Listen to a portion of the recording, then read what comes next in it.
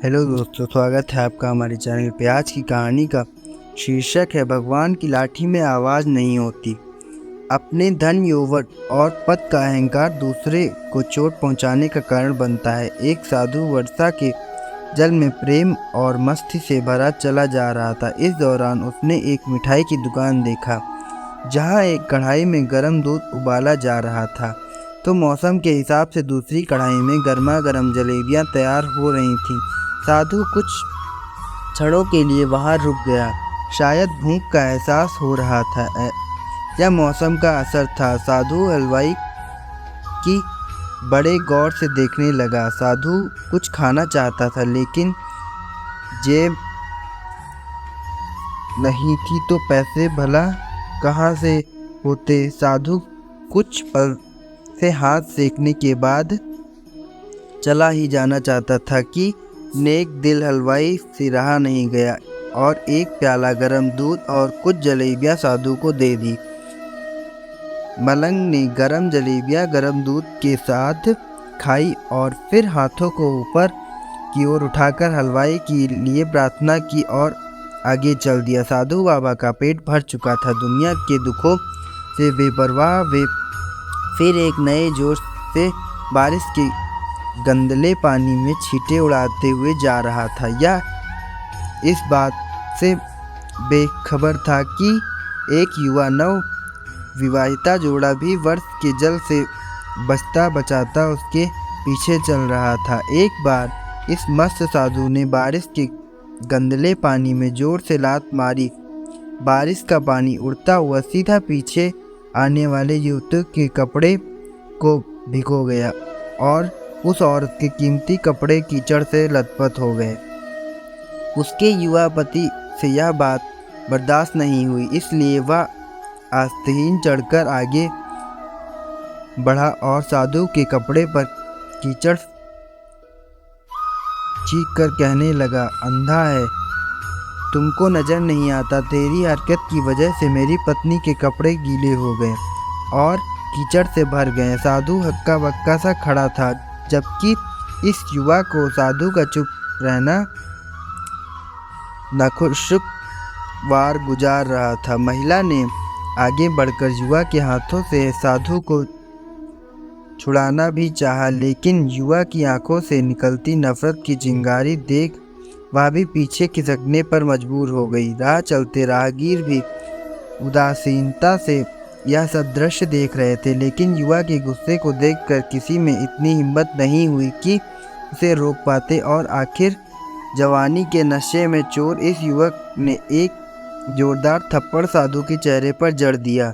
बूढ़ा मलंग थप्पड़ की बात न झेलता हुआ लड़खड़ाता हुआ कीचड़ में जा गिरा। युवक ने जब साधु को नीचे गिरता देखा तो मुस्कुराते हुए वहां से चल दिया। बूढ़े साधु ने आकाश की ओर देखा और उसके होठों से निकला, वाह मेरे भगवान, कभी गरम दूध जलेबियां और कभी गरम थप्पड़, लेकिन तू अगर चाहे तो मुझे भी वही पसंद है। यह कहता हुआ एक बार फिर अपने रास्ते पर चल दिया। दूसरी ओर वह युवा जोड़ा अपनी मस्ती को समर्पित अपनी मंजिल की ओर अग्रसर हो गया। थोड़ी ही दूर चलने के बाद वे एक मकान के सामने पहुंच कर रुक गए। वे अपने घर पहुंच गए। युवा अपनी पत्नी से जेब से चाबी निकालकर अपनी पत्नी से हंसी मजाक करते हुए ऊपर घर की सीढ़ियां तय कर रहा था। बारिश के कारण सीढ़ियां पर फिसल हो गई थी। अचानक युवा का पैर फिसल गया और सीढ़ियों से नीचे जा गिरा। महिला ने शोर मचाकर लोगों को ध्यान पति की ओर आकर्षित करने लगी, जिसकी वजह से उसकी संबंधी और दूसरे लोग तत्काल सहायता के लिए युवक की ओर लपके और अस्पताल ले गए। युवक का सिर फट गया था और कुछ ही देर में ज़्यादा खून बहने लगा। लोगों ने दूर से आते साधु बाबा को देखा। आपस में कानाफूसी होने लगी कि निश्चित रूप से इस साधु बाबा ने थप्पड़ खाकर युवा को श्राप दिया है, तभी उसे चोट लगी। दूसरे युवकों ने यह बात सुनकर साधु बाबा को घेर लिया। एक युवक कहने लगा कि आप कैसे भगवान के भक्त हैं जो केवल एक थप्पड़ के कारण युवा को श्राप दे बैठे। भगवान के भक्त में रोष व गुस्सा हरगिज नहीं होता। आप तो जरा सी असुविधा पर ही धैर्य न कर सके।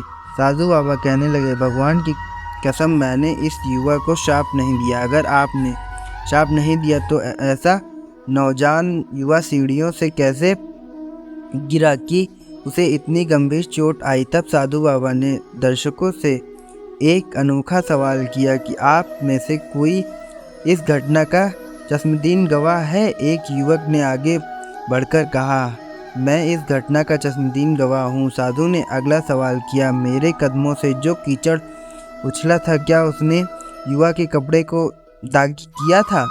युवा बोला, नहीं, लेकिन महिला के कपड़े जरूर खराब हुए थे। मलंग ने पूछा, फिर युवक ने मुझे क्यों मारा? युवक कहने लगा, क्योंकि वह युवा इस महिला का प्रेमी था और बर्दाश्त नहीं कर सका कि कोई उसके प्रेमी के कपड़ों को गंदा करे, इसलिए इस युवक ने आपको मारा। युवक की बात सुनकर साधु बाबा ने एक जोरदार ठहाका बुलंद किया और यह कहता हुआ वहाँ से विदा हो गया। तो भगवान की कसम, मैंने श्राप कभी किसी को नहीं दिया, लेकिन कोई है जो मुझसे प्रेम रखता है। अगर उसका यार सहन नहीं कर सकता है तो मेरे यार प्रभु को कैसे बर्दाश्त होगा कि कोई मुझे मारे? मेरा यार इतना शक्तिशाली है कि दुनिया का बड़े से बड़ा राजा भी उसकी लाठी से डरता है। सच है, यह परमात्मा की लाठी दिखती नहीं और आवाज़ भी नहीं करती, लेकिन पड़ती है तो बहुत दर्द होता है। अपने धन, यौवन और पद का अहंकार दूसरों को चोट पहुंचाने का कारण बनता है, किंतु जब समय का चक्र हमारी तरफ घूमता है तो हमारा कष्टों का दौर शुरू हो जाता है। हमारे कर्म ही हमें उसकी लाठी से बचाते हैं। बस कर्म अच्छे होने चाहिए, किसी को भी चोट पहुंचाना, खुद चोट खाने की तैयारी करना। हमें अपने गलत कर्मों से डरना चाहिए, क्योंकि ईश्वर की लाठी में आवाज़ नहीं होती। धन्यवाद दोस्तों। अगर आपको हमारी कहानी अच्छी लगी तो हमारे चैनल को सब्सक्राइब और लाइक करके जाइएगा। Thank you.